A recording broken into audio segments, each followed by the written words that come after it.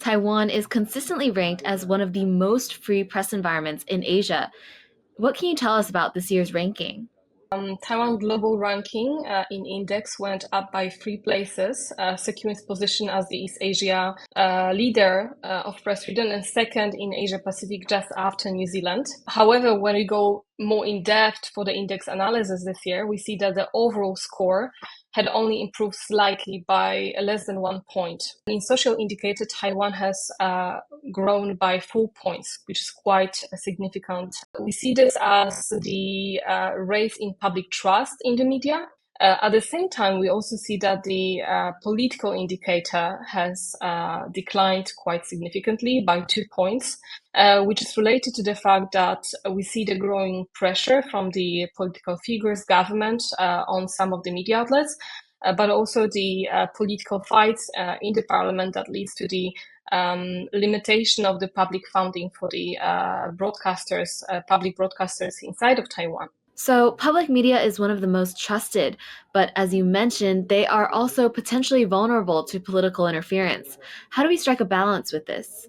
This word transparency is so important because very often people don't know how the content in the media is created. They don't know that actually the media are ruled by specific ethical guidance that these media outlets have. But because of very harmful comments by some of the politicians, this can create very strange picture of the media outlets that says, for instance, that this is not the public media, it works more like the state media, but this is public media. So they're only founded by the governments. There should be no interference inside of them. It's something that politicians should understand also. So they shouldn't make any harmful comments and try to pressure this media outlets. Public media are one of the most trustable media outlets in Taiwan, and it's because they really produce unbiased, fact-checked source content.